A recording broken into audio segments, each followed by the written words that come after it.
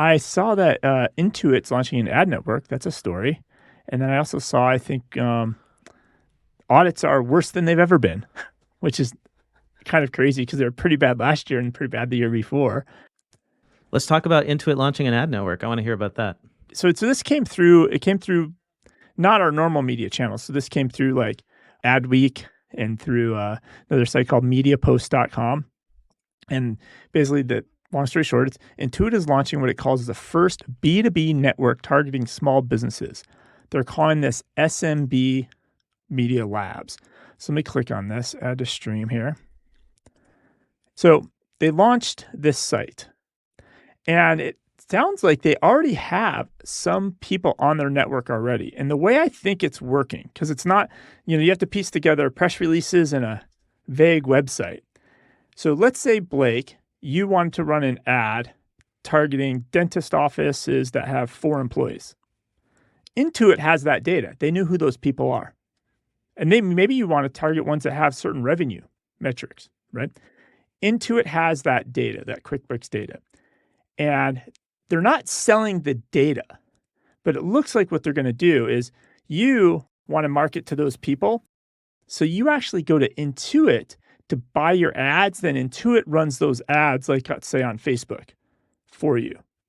So they're kind of being like, it's like a buying service in a way, if that makes any sense. Oh, yeah. Well, so I wonder how they're doing it exactly, but I know Facebook has these custom audiences that you can create where you can upload a contact list. Yes.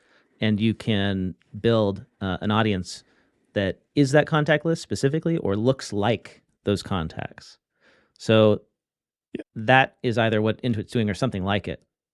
And historically, that was always done off of cookies. But, because Apple started to shut down the cookies, which has made advertising a lot harder, right, to reach who you want to reach in these exchanges. And so you're starting to see, I think even, who's the big hotel chain? Marriott. Marriott started to do this now. They're offering an ad network for people to advertise. So the ads won't be in QuickBooks, but they'll be on other third-party services using the QuickBooks data. So any listeners, they can actually go to medialabs.intuit.com and read about this if they'd like. And on not only that, you can go there and you can actually choose to opt out. So you can opt out if you do not want your QuickBooks files and your client's files being used in this. In theory, you can opt out of these ads. So they do talk about how very specifically they make it very clear, like these ads will not be in QuickBooks. There's no private data being put out on this. But they said they already have brands already doing these ads. I put my email address in. Hopefully I get some more info. Like maybe we could try to run an ad. This I don't know, but it's a big jump. And I don't know how the market's going to react to this. I'm sure the advertisers love it. But what is our community? I mean, those of you in the chat, right? What are the accounting podcast listeners? What are all those QuickBooks Pro advisors? How are they going to react to this? Hey, Intuit's got the data, and now they're monetizing it externally. Cool. It's private data still. It's not that specific. Well, it's a great example of how Intuit is always looking for ways to monetize the data they have, to upsell. Like they are so good at creating more value out of what they have. And I think accounting firms can learn from this because a lot of times we bring in clients and we forget that they need a whole lot more stuff and we're just doing this one thing for them and we could be doing a whole lot more.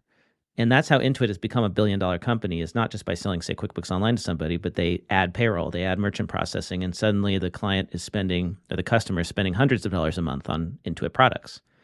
And they do the same thing on the back end with the data now. It's really smart. And to put a number on this a little bit, as the third-party cookies are getting deprecated by the browsers and by Apple, by the big companies, because they don't need them anymore, advertisers really want first-party data. And so they're calling it retail media, people who have first-party data.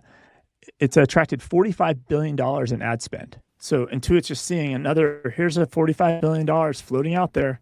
We want to get our piece of that, right? Mm-hmm. So it's a huge market opportunity here, but it's very gray. Even the how it works doesn't have much, right? Mm-hmm. Like that's it. It just says like they're working with somebody. Larry here in the live stream says it should be opt-in for QBO subscription discount. Feels wrong to use private accounting data for profit in the terms and conditions that are rarely read.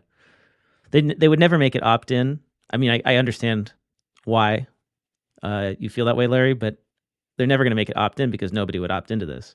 They're basically providing an ad service, right? They're the ad buyer based on who they're an advertising agency to some extent now. I want some ads, and they're going to go buy the ads for me. It could be good for accountants. Ryan says, our firm has interest in leveraging our data, even internally, such as benchmarking. Concern over privacy and engagement letters becomes the big hurdle. Yeah. So in your engagement letter, copy what Intuit does in terms of the permissions. When you sign up a client, they're giving you permission to use their data anonymously to do all of this stuff, as long as you anonymize it. And make it a blanket condition as broad as you can so that you have flexibility. And also the same way when you use apps where you don't have to go out ideally and get permission for every single application that you use to provide your service to them. Just get a blanket permission that says, if you work with us, we're going to use a bunch of different apps. We are going to do our best to make sure that your data is secure. But ultimately, whether or not your data is safe rests with that vendor.